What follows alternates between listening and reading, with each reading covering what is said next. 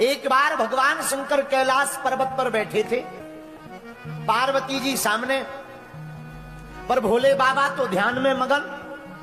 नारद जी पहुंच गए। कौन पहुंच गया? नारद जी। नारद जी पार्वती जी को उकसाते हुए बोले, मैया आप तो भोले बाबा को बहुत मानती हो, भोले बाबा भी आपको मानते हैं, पर तुम्हें भोले बाबा के सभी राजों का, रहस्यों का पता नहीं होगा।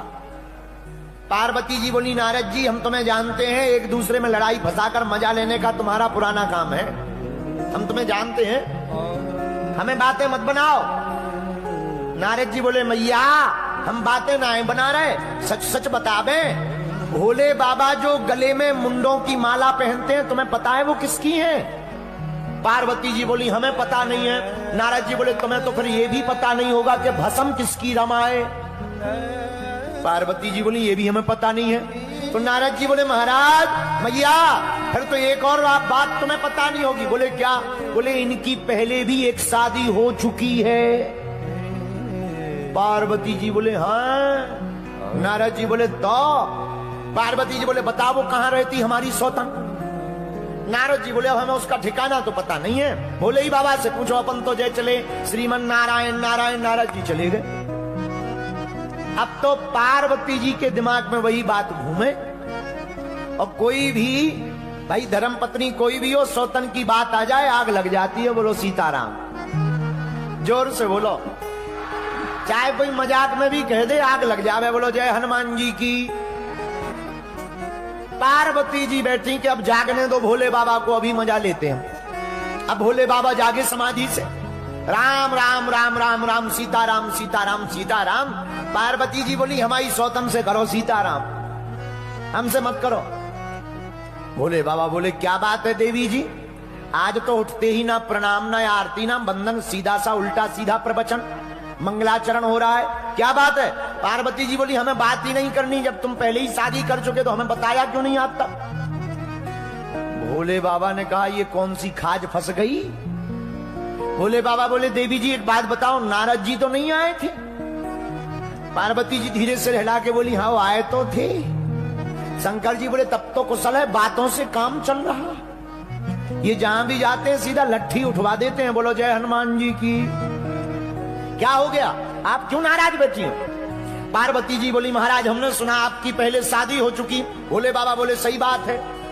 पार्वती जी बोली, महाराज अब बात तो बाद में होगी, पहले ये बताओ ये मुंड किसके हैं, ये जो मुंडों की माला है ये किसकी खोपड़ियां हैं? शंकर जी बोले, बताएंगे। और कोई प्रश्न? हाँ महाराज, ये जो भस्म है ये किसकी है? अब भगवान शंकर ने पार्वती जी को बैठाया सामने, बैठो देवी जी, आपने सही सुना, हमारा पहले भी विवाह हो चुका। किसके साथ महाराज? मुस्कुराते हुए त्रिभुवनपति भूत भावन महादेव बोले, देवी हमारा विवाह किसी और के साथ नहीं, तुम्हारे ही साथ हुआ। पूर्व जन्म में तुम सती थी, इस जन्म में तुम पार्वती बन गई हो। अच्छा महाराज, महाराज ये मुंडों की माला किसकी है? भोले बाबा बोले, ये भी तुम्हारी है। हमारी महाराज? हाँ, जितने मुंड हैं इतनी बार तुम जन्म ले चुकी, शरीर त्याग चुकी, और हम तुमसे इतना प्रेम करते कि जब भी तुम शरीर त्यागती हो तुम्हारे मुंडों की माला बनाकर हम अपने हृदय के पास सदा रखते हैं। पार्वती जी बोली, महाराज रुकियो रुकियो रुकियो रुकियो रुकियो, केवल हम ही भर गए, आप एक भी बार गायब नहीं भय? क्या हम ही मर गए, आप एक भी बार नहीं गए? भोले बाबा बोले, देवी जी हमने अमर कथा को सुन रखा है, और जो अमर कथा को सुन लेता है वो फिर अमर हो जाता, मरता नहीं है। पार्वती जी बोली, महाराज वो जो भी कथा जड़ी बूटी हो हमें और खिवाए दो, कौन लफड़ों में पड़े बार बार, कम से कम अगली बार ये शक तो पैदा नहीं होगा। बोलो जय बजरंगबली। अच्छा, पर तीसरी बात नहीं बताई महाराज, ये भस्म किसकी है? भोले बाबा बोले, दो लोगों की। कौन कौन की? एक बोले, जब तुम शरीर त्यागती हो तो हम तुमसे इतना प्रेम करते कि तुम्हारी देह जब भस्मीभूत हो जाती तब उसी भस्म में हम लौटने लगते हैं। और दूसरा, राम भक्तों की भस्म हम अपने तन पर लगाते हैं। अच्छा महाराज, बाबा अब बातें मत बनाओ, हम इतने बार चले गए, आप एक भी बार नहीं गए, वो बूटी हमें भी खवाओ। भोले बाबा बोले वो खवाई नहीं जाती, सुनाई जाती है, पिलाई जाती है। महाराज पिलाओ, अभी बर्तन ला रहे हैं। नहीं नहीं नहीं नहीं, बर्तन से नहीं पिलाई जाती, फिर कानों से पीना पड़ता है। अच्छा महाराज, कानों से कौन सी बूटी? अरे भैया, भोले बाबा बोले देवी जी वो कोई और बूटी नहीं है, राम कथा ही अमर कथा है, कृष्ण कथा ही अमर कथा है। जो भी इस कथा को भाव पूर्वक सुनेगा, सिद्धांत पूर्वक सुनेगा, भैया वह मौत से परे हो जाएगा। मौत उसका बाल बांका नहीं करेगी, वह उसका तन जरूर मर जाएगा पर आत्मा को कोई नहीं मार सकता है। महाराज हमें भी वो कथा का रसपान कराओ। भोले बाबा ने डमरू बजाई, जितने भी पशु पक्षी थे सब कैलाश पर्वत के भाग गए, लेकिन एक छोटा सा तोता उसी बरगद के पेड़ के ऊपर रह गया। वो भाग नहीं पाया, छोटा था। भोले बाबा ने कथा सुनाई, पर कथा होते के बीच में पाप उठे अकुलाए, या सोवे या लड़ पड़े या उठ के भग जाए। कथा के बीच में एक खतरा होता है। पूछो क्या? कई बार तुम देखना कथा के बीच में इतनी बढ़िया नींद आती है, इतनी बढ़िया नींद आती है कि बिस्तर मिल जाए तो 6 महीना उठे ही ना, कुंभकर्ण जैसे, ऐसा लगता है। हाँ बोले क्यों? बोले कथा होते के बीच में पाप उठे अकुलाए। जो भीतर पाप रहते उन्हें लगने लगता अब हमें हाउस खाली करना पड़ेगा क्या, अब हमें भागना पड़ेगा क्या? एक काम करो, इसको ही कथा से उठा दो, ये कथा से उठ जाएगा तो हमें अंदर से भागना नहीं पड़ेगा। बोलो जय बजरंगबली। इसलिए तुम देखना कथा में जितनी दुनिया की बातें याद आती कहीं नहीं आती। हाँ, सबसे ज्यादा, और बुरा ना मानना, इंदौर के पागलों तन से पूजा कर रहे, आज के डेट में लोग तन से पूजा कर रहे, मनवा गया बाजार, और कैसे रीझे सांवरा जुड़े न दिल के तार। ज्यादातर लोग आजकल तन से पूजा कर रहे, और मन तो मार्केट में इंदौर के घूम रहा, चाट पकौड़ी खा रहा। इंदौर का पोहा प्रसिद्ध है, बढ़िया खा रहा है, और फिर कहते गुरुजी कृपा नहीं होती, ठटरी के बरे नक कटा है। भाई तन से पूजा करोगे तो कहां से कृपा हो जाएगी? बोलो जय बजरंगबली की। उपाय क्या है? मन से पूजा करनी चाहिए। अरे राम राम सब कोई भजे, पर दशरथ कहे न कोई, और जो एक बार दशरथ कहे कोटि यज्ञ फल। अच्छा ये दशरथ क्या है? दशरथ, दशरथ, ये दशरथ क्या है? दशरथ कोई आदमी नहीं है, 10 रथ हैं, और 10 रथों के ऊपर बैठा है मन, जो अपनी 10 इंद्रियों के ऊपर रूपी मन से बोलता है राम राम। उसी को एक बार के राम कहने में ही करोड़ यज्ञ समान फल प्राप्त हो जाता है। बोलो सीताराम। अरे जोर से बोलो, थोड़ा और जोर से बोलो। भोले बाबा ने भैया अमर कथा सुनाई। अमर कथा में पार्वती जी बीच में सो गईं, तो जो तोते का बच्चा ऊपर बैठा था उसके कानों में अमर कथा गई तो चेतना आ गई, और चेतना इतनी प्रबुद्ध आई कि वो बुद्ध और प्रबुद्ध बन गया। तो जब पार्वती जी सो गई तो कथा में बीच बीच में जवाब देना चाहिए। हाँ महाराज बढ़िया कह दी, हो हाँ जय हो। ये बीच बीच में बोलने से कथाकार का मन लगा रहता है कि तुम्हें समझ में आ रही। बोलो जय बजरंगबली। कुछ लोग तो वरना ऐसे बैठ जाते जैसे घर से पिट करके आए हुए। घर से पिट करके आए हो अपनी, बिल्कुल यहाँ पर बिल्कुल आराम करने आए। एक आदमी हमें मिला, हमका एक बात बताओ तुम कथा में क्यों इतनी ज्यादा क्यों कथा में जाते हो? बोले घर में 3 घंटा कम से कम बच तो जाते। हमका मतलब है, बोले घर में रहो तो पत्नी की बातें सुननी पड़ती, कम से कम पत्नी से तुम ठीक हो गुरुजी। बताइए, बाद में पता लगा वो भी मूसा खेड़ी का था। बोलो सीताराम। सीताराम। तो भोले बाबा ने कथा सुनाई, वह सुख यानी तो तोता बीच बीच में जवाब देने लगा। जब बीच बीच में जवाब देने लगा, ओ हो कहते अमर कथा शिव शंकर भोले दानी, हुंकारी भरे माता पार्वती। पार्वती जी हुंकार भरती रही, पर मध्य में ही वह जब पार्वती जी सो गई तो तोता ने हुंकार भरी।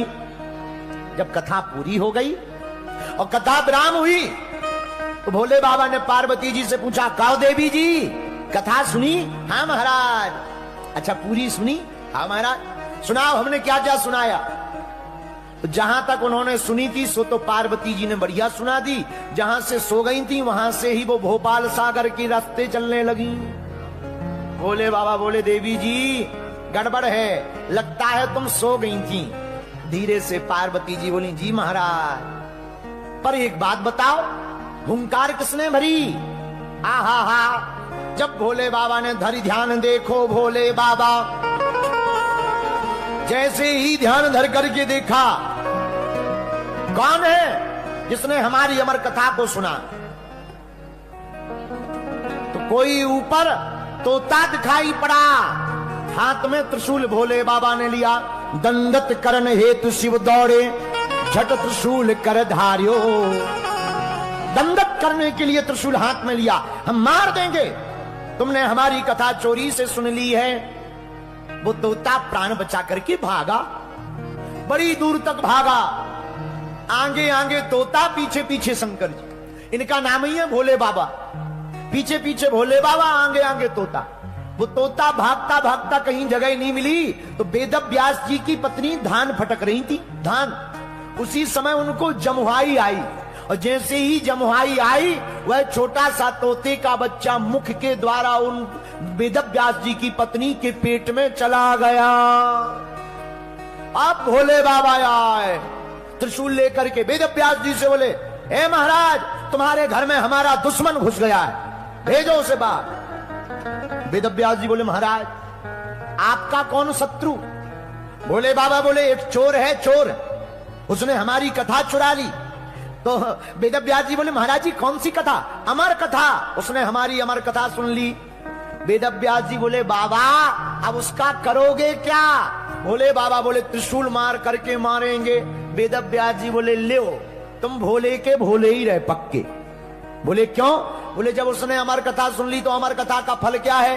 वो कभी मरेगा नहीं। जब मरेगा नहीं तो तुम्हारे त्रिशूल से कैसे मर जाएगा?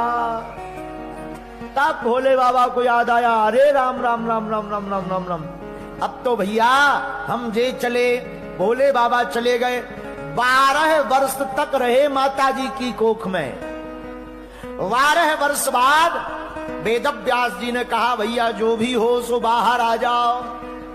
तो भीतर से आवाज आई, पिताजी हम बाहर आएंगे, तुम हमें लफड़े में फंसा दोगे, शादी करवा दोगे, गृहस्थ में पढ़वा दोगे, हमें प्रपंच में पढ़ना नहीं। वेद व्यास जी बोले, कामनाओं में लिप्त नहीं होना। इसको थोड़ी सरलता से समझाएं। जो है वो चलेगा। हम भी, हमारे महाराज जी या जो संत आ रहे वो भी मोबाइल चलाते हैं, हम भी चलाते हैं, हम भी टीवी देख रहे हैं, हम भी कैमरे पे आ रहे हैं, हम भी गाड़ी से चल रहे हैं। आप भी वैसे ही हो। आप में और हम में अंतर क्या है? बहुत अंतर है। हम में और आप में तो नहीं है, पर इन संतों में और आप में, हम में बहुत अंतर है। आप कहोगे कि गुरुजी संतों में और हम में क्या अंतर है? तो देखो भाई, हम में और संतों में एक अंतर तो है, डॉक्टर और मरीज का। अस्पताल में दोनों जाते हैं, डॉक्टर भी जाता है, मरीज भी जाता है, लेकिन मरीज ठीक होने जाता है, डॉक्टर ठीक करने जाता है। ऐसी हम में और संतों में अंतर है कि हम तो भय रोग से ग्रसित हैं, माया से ग्रसित हैं, और महात्मा माया मुक्त है। वो हमें ठीक करने के लिए ही हमारे जैसे दिखते हैं, पर होते नहीं। हम में और महात्मा में एक अंतर और है, हम लोग माया से मुक्त होना चाहते, महात्मा माया में लिप्त नहीं होते, रहते उसी के आसपास पर माया में लिप्त नहीं होते, दूर से ही आए बहुत बढ़िया भगवान के लिए और जाए भगवान का गया।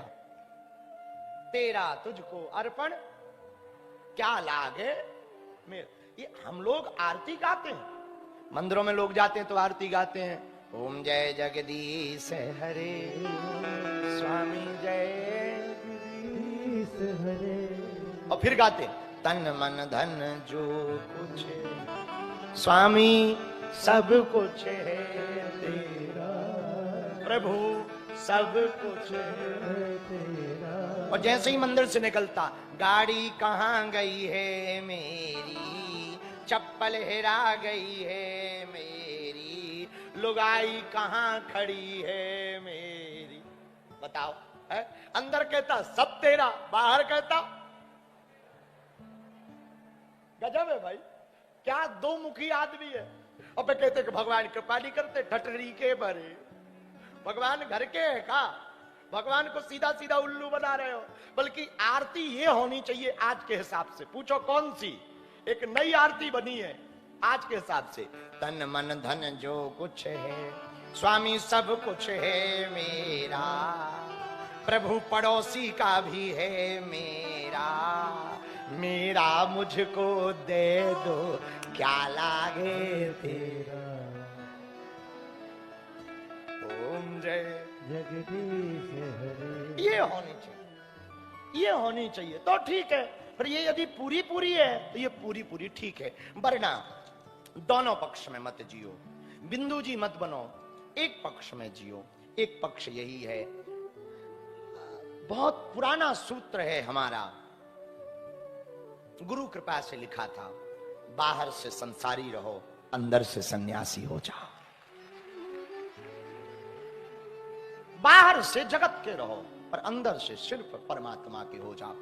आज के सूत्र यही है कि हमें मृत्यु नहीं चुनना। क्या चुनना है?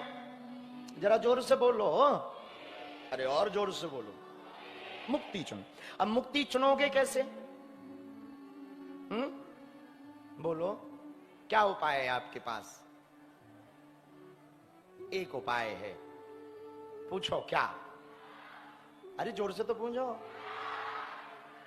जो है ना उसके मालिक खुद मत बनो, भगवान को बना दो।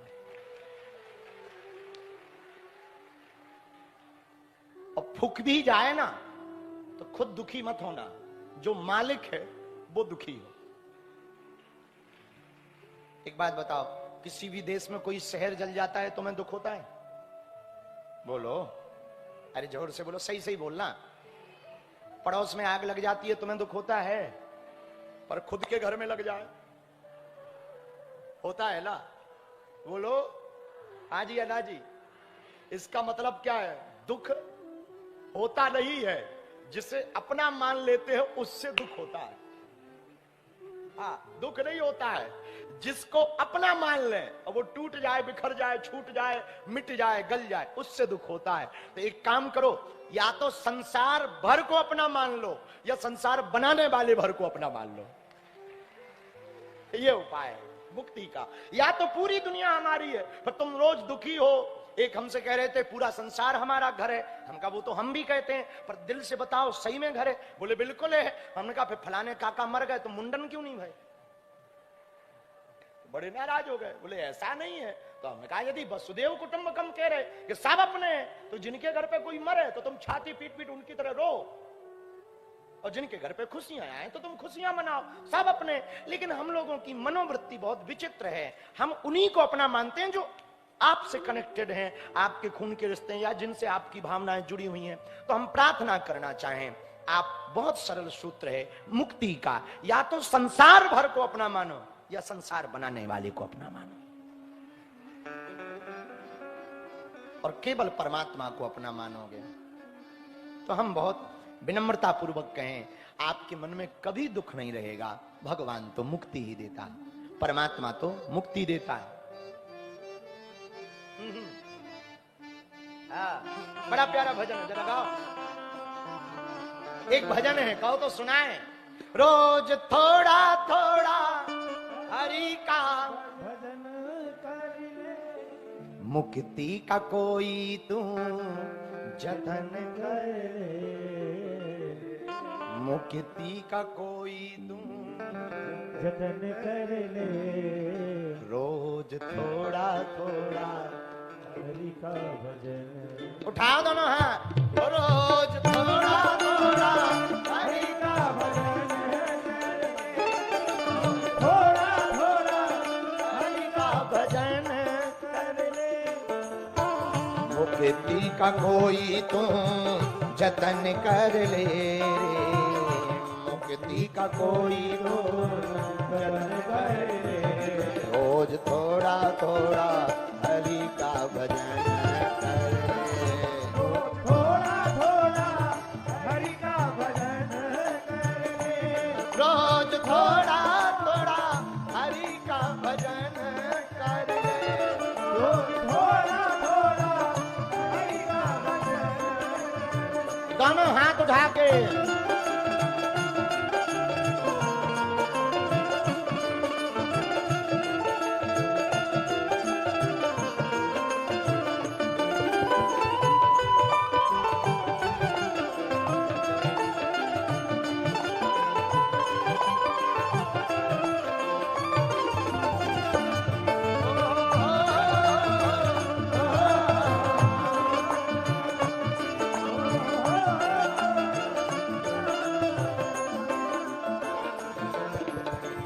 भक्ति करेगा तो बड़ा ही सुख पाएगा, भक्ति करेगा तो बड़ा ही सुख पाएगा, भक्ति करेगा तो बड़ा ही सुख पाएगा। गाइए। तो बड़ा ही सुख पाएगा। भक्ति से आत्मा का मैल छूट जाएगा, भक्ति से आत्मा का आत्मा के साथ साथ मन कर ले रे तुम, आत्मा के साथ साथ मन कर ले।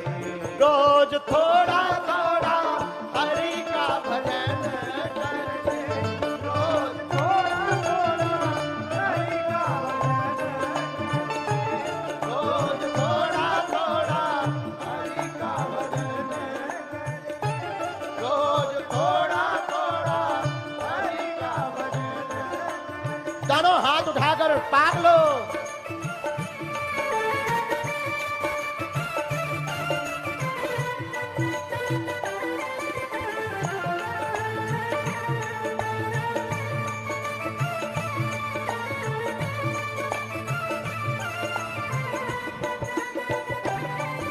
वृंदावन बिहारी लाल की।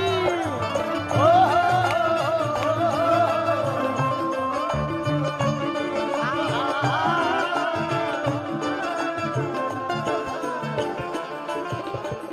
एक काम और करो।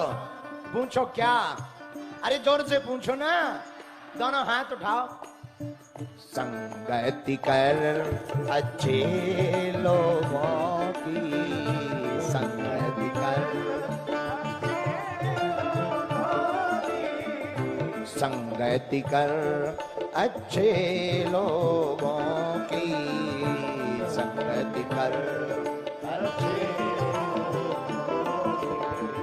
दवा मिल जाएगी सभी रोगों की, दवा मिल जाएगी।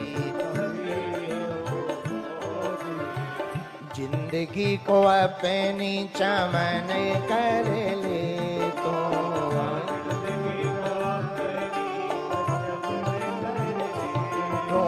जिंदगी को अपनी चमन कर ले तो,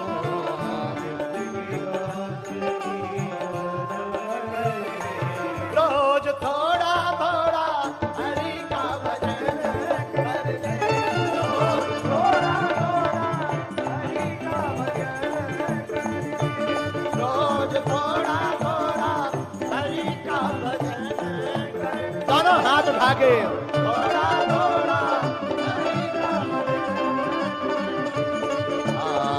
मुक्ति का कोई तू जतन कर ले,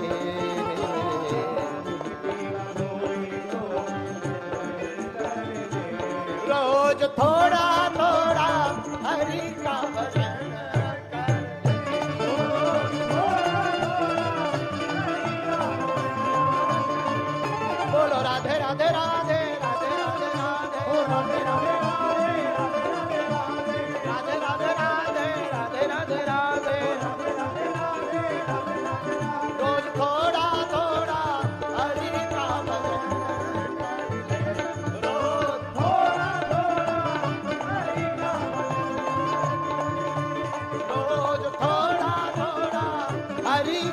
भजन कर ले।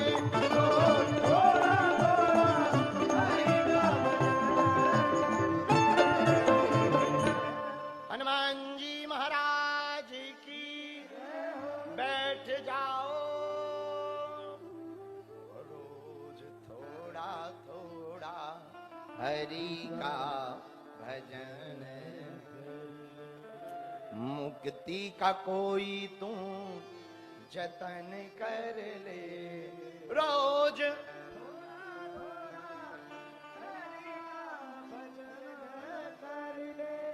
रोज थोड़ा थोड़ा हरि का भजन कर। एक बात और बोले, कह दो, बोलो जरा जोर से कहो। किसी ने हमको लिख के भेजा कि भगवान यदि हैं तो मिलते क्यों नहीं। बड़ी अच्छी बात। अब इन भाई साहब को हम हवेली पर नहीं बुला सकते, यहीं से जवाब दिया जा सकता। सुनो, एक बार हमारी कथा थी वृंदावन के पास, बहुत पहले जब हम नए नए कथावाचक बने। लेकिन हमको भी उस वक्त बड़ा जोश था, तो एक दिन में 2 जगह कथा करनी। तो सुबह के टाइम एक जगह और शाम के समय दूसरी जगह। तो जो शाम के समय थी वो 3 बजे से कथा थी, यूट्यूब पर लाइव थी। ओमनी मारुति जिसमें सिलेंडर लगता है, जो सड़कने वाले गेट होते हैं, वो गाड़ी थी। हम पे नहीं थी, किराए की थी। भैया यहां की कथा पूरी की, 3 बजे वहां पहुंचना है। सोई हम बैठे, हमने सब तबला वाले भल रहे, हारमोनियम वालों तबला वालों बैठ गए। अब ओमनी गाड़ी चली। अब जहां से कथा से जाना था वहीं लेट हो गए, 2 बज गए और 1.5 घंटा पहुंचने में लगा। तो हमने ड्राइवर से कहा, गाड़ी तुम तेज चला लेते हो? बोले हाँ। हम की कितनी हिम्मत है इसमें? बोले 80 तक। हम कहा भगाओ। 80 की स्पीड में गाड़ी भागी हो। 80 में बेचारी ऐसी कपे जैसे बुखार हो गया, वाइब्रेशन ऐसे ऐसे हो गया। हमने कहा भैया ये क्या है? बोले गुरुजी एक ओवर स्पीड के बाद में इसको ये प्रॉब्लम है। हम कहा कोई बात नहीं, प्रॉब्लम से ये मिट तो नहीं जाएगी? बोले नहीं नहीं चलेगी। हम कहा चले चलो चले चलो। ड्राइवर बेटा, कलाकार ऐसे पकड़े, कोई तबला वाला तबला पकड़े, हारमोनियम वालों हारमोनियम पकड़े, फिर भी खड़बड़ाए, बिना बजाए बजे पर बले चले जा रहे। गड्ढन में उचकत जाए तो तबला वाले की चांटी की जगह खुद की चेंथी लगी। टटा अब नीचे आओ। इधर से हम जा रहे, उधर से एक रेलवे ट्रैक था, रेलवे ट्रेन की पटरी निकली थी। इधर से हम 80 की स्पीड में भन भना, उधर से 360 की स्पीड में ट्रेन। हमारा भी वही समय पहुंचने का, उसका निकलने का, और बिना गेट का। और वो भी हुंका दे, चली आ रही इधर से। हम भी चलो चल चेला, और ड्राइवर भी हमारा ही चेला। तो सोचने भी देखा जाओ, नाय से गाड़ी माए से ट्रेन। किस्मत की बात के हम निकल गए और ट्रेन भी कुशलता से निकल गई। ताली बाद में बजाओ, पूछो पूछो कैसे? पुल के नीचे से निकले। हम भी बच गए और ट्रेन भी बच गई हमारे कारण। अब तुम कहोगे बड़ी मजाक की बात है। उदय प्रताप, तुमने पूछा भगवान है पर दिखता क्यों नहीं? इस ये जो हमने स्टोरी तुम्हें सुनाई ना अपनी, ये इसलिए सुनाई, कभी कभी भक्ति के मार्ग में परमात्मा से मिलने के लिए हम 80 की स्पीड में परमात्मा की तरफ भागते हैं, तो परमात्मा भी 360 की स्पीड में हमसे मिलने के लिए आता है। पर माया का पुल आ जाता है और हम नीचे से निकल जाते, वो ऊपर से चला जाता है। ऐसे कभी कभी परमात्मा सामने से आता है, पहचान नहीं है, वो कभी महात्मा बन के आता है और हम पहचानते नहीं, तो वो भी चला जाता और तुम भी चले जाते। तुम्हें हो सकता तुम्हारे बगल में जो बैठा हो कोई साधारण ना हो, कोई सिद्ध पुरुष बैठा हो, और जब तक तुम्हें पता नहीं तब तक तुम यही कहो किसका किसका, ऊपर पैर ना रखा जब से। ए धक्का क्यों दे रहे, बगल में बैठ। और कोई कान में कह दे मंत्री जी आ जाइए रख लीजिए धल लीजिए, कोई दिक्कत नहीं, कोई दिक्कत, धल लो पैर रख लो, पैर ले बन गए। बताओ, जब तक बगल में रहा, परिचय नहीं रहा तो तुमको धक्का देते रहे, और पता लग गया परिचय, आ जाओ बैठ जाओ, पैर धल लो। यही होता है, जब तक परमात्मा का परिचय नहीं होता तब तक बगल में वो बैठा रहता, ध्यान नहीं आता। लेकिन कोई महापुरुष जब परिचय बता देता है तब खबर आती है कि ये परमात्मा है। तो तुमने पूछा है हमसे कि परमात्मा है तो दिखता क्यों नहीं? देखने के लिए आंख चाहिए। और हमें मीरा की एक बात बड़ी अच्छी लगती, न जाने कौन सा ममीरा लगाती थी मीरा, न जाने कौन सा ममीरा लगाती थी मीरा, वो जहां भी देखती थी सिर्फ कृष्ण दिखाई देता था। पता नहीं वो कौन सा ममीरा लगाती थी मीरा, पर मीरा जहां भी देखती थी सिर्फ कृष्ण दिखाई देता। एक बात मेरे पागलों आज बोले, चर्चा हुई है तो इसको करके फिर आगे हम कथा में बढ़ेंगे, पर एक बात जब उठी गई है तो इसको पूरी करेंगे। मीरा के जीवन में एक बात तो तय थी, विरह था। मीरा महाराज विरह के अलावा कुछ नहीं पाई। जन्म के बाद से मीरा सिर्फ रोई। और याद रखना मेरे पागलों, परमात्मा के जीवन में आने के बाद उससे मिलने का विरह तो रहेगा। मीरा पर हमने बहुत पढ़ा, एक कथा हमने मीरा पी पाई। अभी भागवत में गोवर्धन लीला आएगी, 7 दिन तक भगवान गोवर्धन धारण करेंगे। पर एक घटना इस कथा में होती है, गोवर्धन लीला में भगवान सबको दर्शन देंगे पर एक गोपी को नहीं देंगे। दरअसल कथा ऐसी है कि एक नई गोपी का ब्याह हुआ वृंदावन में जब भगवान थे। तो जब नई गोपी का विवाह हुआ तो उसकी सासू मां ने पहले ही दिन उससे कहा, बहू से, कि सुन, यहां पर ना एक बहुत बड़ा जादूगर रहता है, जादू जानता है, मंत्र, उसका नाम है कृष्ण।